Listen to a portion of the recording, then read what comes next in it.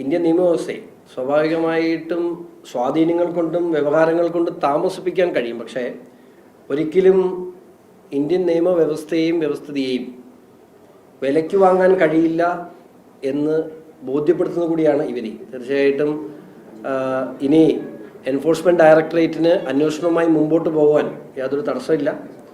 Supreme കോടതിയെ സമീപിക്കാൻ അവർ സമയം ചോദിച്ചിട്ട് പോലും കോടതി അനുവദിച്ചില്ല എന്നുള്ളതാണ് എനിക്കിപ്പോൾ മാധ്യമങ്ങളിൽ നിന്ന് അറിയാൻ കഴിയുന്നത്. അപ്പോൾ ഇനിയുള്ള ദിവസങ്ങളിൽ കൂടുതൽ നടപടി തെളിവുകൾ പ്രത്യേകിച്ച് ശേഖരിക്കേണ്ട കാര്യമുണ്ടെന്ന് ഞാൻ തോന്നുന്നില്ല. കാരണം വീണ SFIO എൻക്വയറിയിൽ തന്നെ വീണ പ്രതിയായിട്ടുള്ള, അതായത് സെക്ഷൻ 447 അനുസരിച്ചുള്ള ക്രൈം ചെയ്തിട്ടുണ്ട് എന്നുള്ള കാര്യം SFIO എൻക്വയറി തന്നെ വ്യക്തമാണ്. അതിലുള്ള ഡോക്യുമെൻറ്റ്സ് തന്നെ അവിടെ വ്യക്തമാണ്. അതുകൊണ്ട് പിന്നെ കൂടുതലായ വലിയ അന്വേഷണങ്ങളിലേക്ക് പോകേണ്ട കാര്യം, പിന്നെ കൂടുതൽ അന്വേഷിക്കണമെങ്കിൽ ചോദ്യം ചെയ്യാം, അറസ്റ്റിലേക്ക് പോകാം. ഇത്തരം കാര്യങ്ങളൊക്കെ ED ആണ് തീരുമാനമെടുക്കേണ്ടത്. എങ്ങനെയാണെങ്കിലും ഈ കോടതി വിധിയിൽ വലിയ സന്തോഷം രേഖപ്പെടുത്തുന്നു. നീതി നടപ്പിലായി എന്ന് വിശ്വസിക്കുന്നു.